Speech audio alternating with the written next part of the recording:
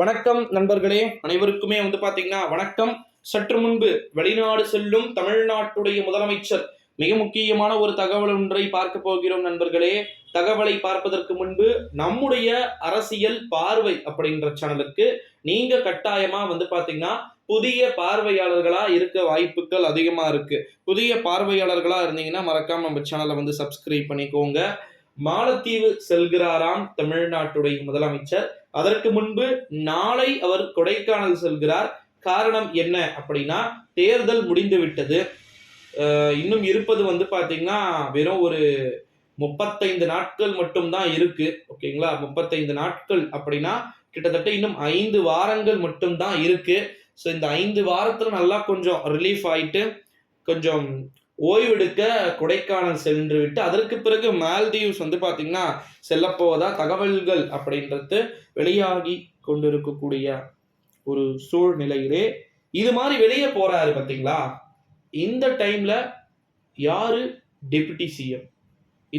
இதுதான் இருக்கக்கூடிய ரொம்ப ரொம்ப ஒரு பரம ரகசியமா பேசப்படுது. இந்த ஒரு சூழ்நிலையிலே அந்த மாதிரி இருக்கிறவங்களுக்கு பதில் என்ன சொல்றாராம் தமிழ்நாட்டுடைய முதலமைச்சர்? ஏன் நம்ம பையன் தான் உதயநிதி ஸ்டாலின் தான் பாத்தீங்கன்னா டெபுட்டி சிஎம். அதுல எந்த விதமான சேஞ்சஸுமே கிடையாது. அப்பன் ஸ்தானத்தில் மகன் தான் பார்த்து கொள்ள வேண்டும். இதுவே ஒரு மிகப்பெரிய ஒரு பரபரப்பை ஏற்படுத்துகிறது. முதலமைச்சர் இங்கிருந்து பாவீங்களா, அவர் தமிழ்நாட்டில் தான்டா ஸ்டே பண்றாரு. ஓகேங்களா, நீங்க ஒன்றும் ஸ்டாலினை ஜெயலலிதா மாதிரிலாம் நினைச்சுக்காதீங்க. ஜெயலலிதா இங்கிருந்து எதனா ஒரு விஷயம்னா இந்த சம்மர் சீசன்லாம் சென்னை வெயில அவர் தாங்க மாட்டார். டைரக்டா நீலகிரி போயிடுவார். ஓகேங்களா, நீலகிரியில அவருடைய எஸ்டேட் இருக்கு, கொடநாடு எஸ்டேட்.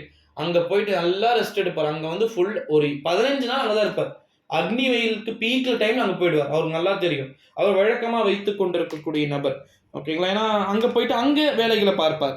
இந்த ஒரு சூழ்நிலையிலே தமிழ்நாட்டுடைய முதலமைச்சர் அவர்கள் தற்போது வெளிநாடு சென்றிருப்பதை பற்றி கேவலமான விமர்சனத்தை முன்வைத்துக் கொண்டிருக்கிறார்கள் இந்த சங்கி பசங்க. ஸோ ஓட விரட்டி அடிக்கிறதுக்கு ஜூன் 4ஆம் தேதி வருது, இருங்க உங்களுக்கு ரிசல்ட்.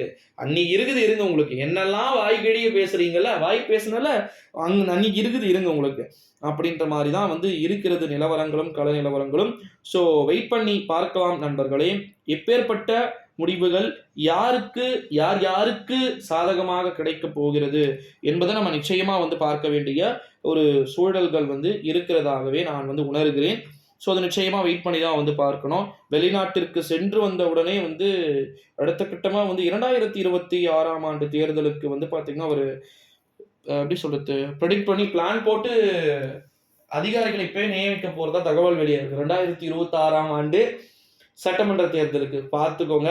ஏமா அடுத்த ஆட்சி உறுதியாகணும்ல, 10 ஆண்டுகள் ஆட்சி செஞ்சு அதுக்கு